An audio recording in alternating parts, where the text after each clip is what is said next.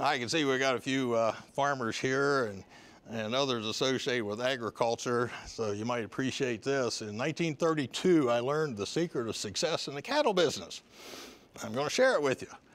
I was on the W.T. Wagner Ranch down in Vernon, Texas. Now, picture this, 600,000 acres and 25,000 head of cattle. Now, Mr. Wagner was one cowman that had learned how to solve the low price of cattle and make ranching pay. And here's the way he did it. Every cow had her own oil well.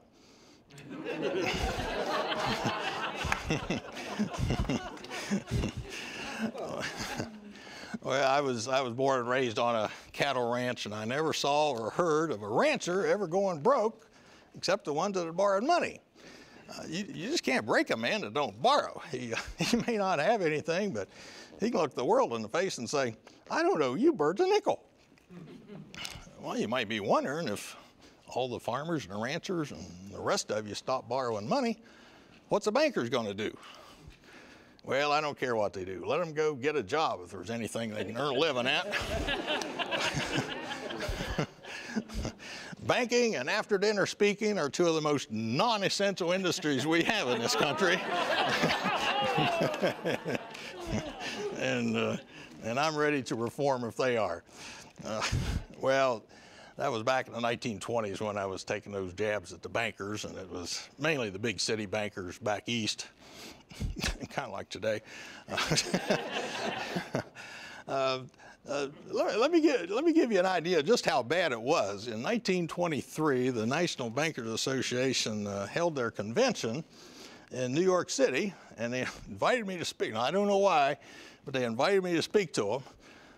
Let me give you just a couple of lines from that talk.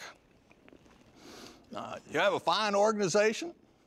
I understand you have 10,000 here, and if you count the ones in the various federal prisons, it brings your total membership up to around 30,000. Well, the bankers did reform, at least temporarily. Oh, speaking of borrowing and saving, I wrote in my syndicated newspaper column one time about a farmer out in Claremore, Oklahoma, named Morris Haas. Here's what I wrote.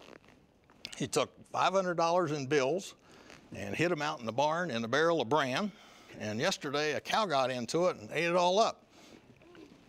He's only been able to get $18 of it back.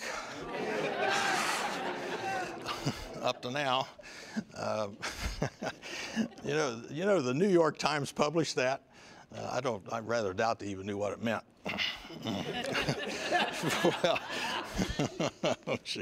Well, how would you like to have been the one working there the day he took that deposit to the bank?